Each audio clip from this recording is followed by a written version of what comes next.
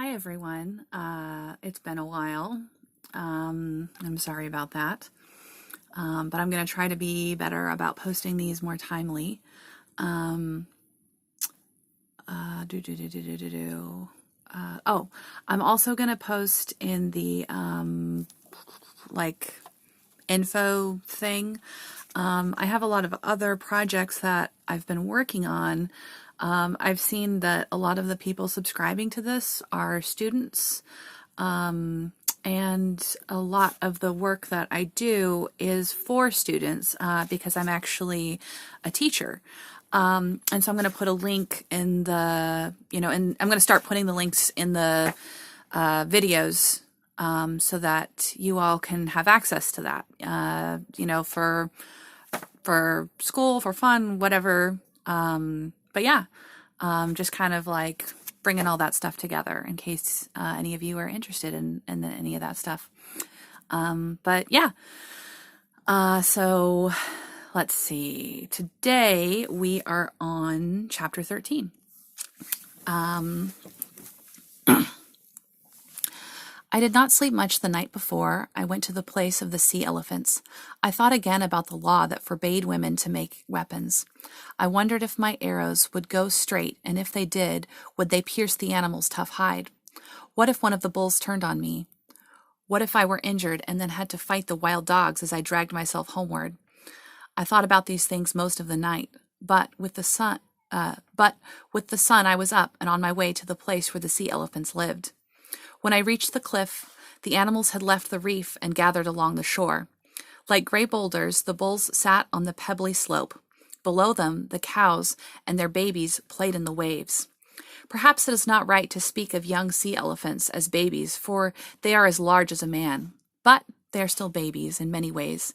They follow their mothers around, waddling along on their flippers like children learning to walk, making the crying sounds and sounds of pleasure that only the young make. And before they will leave the shore and learn to swim, their mothers have to push them into the sea, which is often difficult to do because of their size. Some distance separated the bulls from each other, for they are bad-tempered, very jealous by nature, and quick to fight over anything that displeases them. There were 6 of them below me on the slope, each sitting alone like a great chief watching his herd of cows and babies.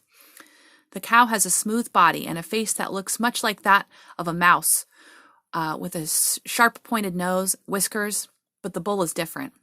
His nose has a large hump on it, which hangs down over his mouth. His skin is rough and looks like wet earth that has dried in the sun and cracked. He is an ugly animal. From the top of the cliff, I looked down at each of the sea elephants and tried to choose the smallest of the 6. They were all the same size save one, which was the farthest from me and partly hidden by a rock. He was about half as large as the others, a young bull. Since no cows were playing among the waves in front of him, I knew that he did not have a herd of his own, and for that reason would not be so wary or quickly angered.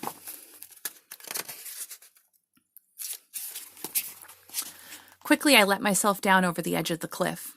To reach him I had to pass behind the others, being careful not to alarm them. They fear nothing, and would not move if they saw me, but it was better, I thought, not to put them on their guard. I carried my new bow, which was almost as tall as I was, and 5 arrows. The path was rough and covered with small stones. I took pains not to send them tumbling down the slope. I was also careful not to be seen by the cows, which get alarmed easily, and would have warned the rest of the herd with their cries. I crawled behind a big rock near the young bull. I then got to my feet and fitted an arrow to the bow, although I suddenly remembered my father's warning that, because I was a woman, the bow would break. The sun was far in the west, but luckily my shadow fell away from the young bull. The distance between us was short, and his back was turned squarely towards me. Still, I did not know where to place the first arrow, whether in his shoulders or in his head. The skin of the sea elephant is rough, yet very thin, but beneath it are thick layers of fat, and though his body is large, his head is small and makes for a poor target. While I stood there behind the rock, not knowing what to do, again aware of my father's warning that a bow in the hands of a woman would always break in a time of danger, the animal began to move towards the shore. At first I thought that by some chance he had heard me. I soon saw that he was on his way towards the cows that belonged to the old bull sitting nearby. The sea elephant moves fast in spite of his size, waddling along on his great flippers, which he uses like hands. The bull was nearing the water. I let the arrow go, and it went straight. At the last instant, he changed direction, and though the bow did not break, the arrow passed harmlessly to one side. I had failed to notice that the old bull was moving down the slope until I heard stones grating against each other. Quickly, he overtook his rival, and with a single thrust of his shoulders, overturned him. The young bull stood as high as a tall man and was twice that length, yet from the force of the blow, he rolled into the water and lay there stunned. The old bull bore down upon him, swinging his head and bellowing so loud it echoed against the cliffs. The herd of cows and calves who were lying in the waves and scratching their backs with their flippers stopped to watch the battle. 2 of the cows were in the bull's path as he waddled towards his rival, but he went right over top of them as if they were small stones. Using his tusk-like teeth, he ripped a long gash in the young bull's side. The young bull raised himself up as he turned. His small eyes shone fiercely red. When the old bull slashed at him again, he struck first and sunk his teeth into the other's neck. He did not let go, and the 2 rolled over in the waves, splashing water high into the air. The cows had scattered by now, but the other bulls still sat quietly on the slope. The 2 fighters paused, getting ready for a new attack. It was a good chance to send an arrow into the young bull, who lay on his back with his teeth still grasping the other's neck. But I hoped that he would win the battle, and I stood there and did not move. The old bull had many deep scars on his head and his shoulder from the battles that he had fought before. Suddenly, he lashed out with his tail, trying to loose the hold on his neck, and struck the side of a rock.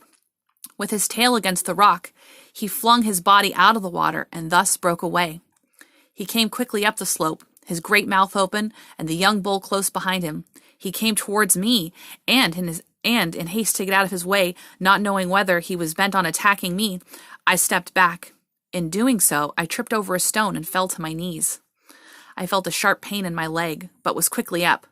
By this time, the old bull had whirled around and turned upon his pursuer so fast that the young bull was taken by surprise. Again, the young bull's flank was ripped deep, and again the force of the blow threw him backwards into the water.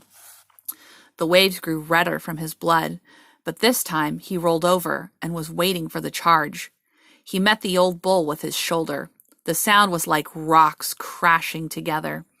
Once more, the young bull caught the other's throat, and together they disappeared beneath the wave. When they came up, they were still locked together.